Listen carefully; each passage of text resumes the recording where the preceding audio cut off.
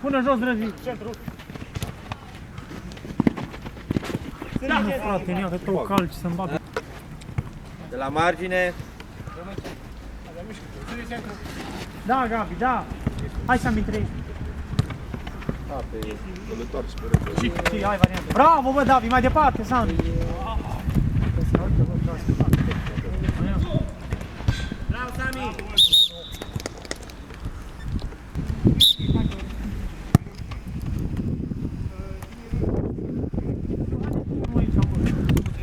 Aici, bă, și nu stați trei în apărare. Stai întotdeauna în centru, care a zis că stați în centru.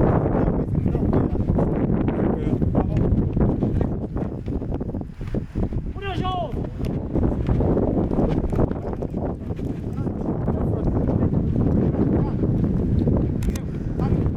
Iară, pune-o jos, mă.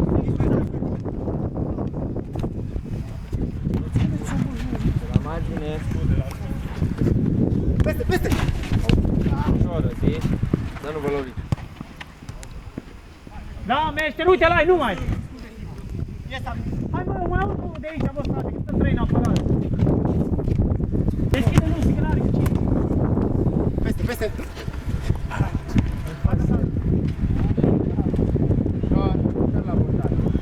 Da, cu el, dreapta, dreapta, unul, vezi ce pleacă aici. Dreapta, Gabi.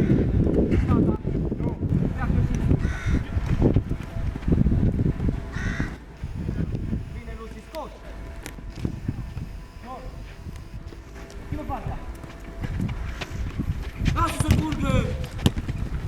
Hai unul înapoi! Hai bitin. Hai, întreba, hai, Lucy. Lucy, iese tu, că n-are unde. Merge! Merge! Bara a doua!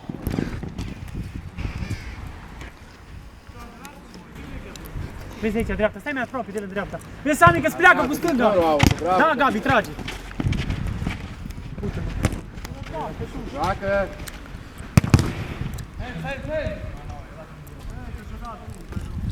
Nu are al treilea. Nu ți-a intrat, ce mă? Nici nu s-o băga, măcar. Calm, sunteți! Bravo, bă! Numărul 9. Nu mai lăsăm să avanseze așa, bă. Hai, Sami, caută variantă, că ai. Hai. Da, da, ți-o plecat tu să râzi. Nu ai. Da, știi că se aruncă de la călan, știi că se aruncă. I-am văzut, bă. Să preie el, bă. Ușor. Vezi în dreapta, Sami, ai omul în dreapta, atunci liberă. Grăbește de acolo. Cine merge? Merge un doi. Hai, Răzvi, grăbește. Da, Lucy, da, da, Lucy. Pune-i, bă, convingător, bă. În ce nu stricați aparatul la om? E de la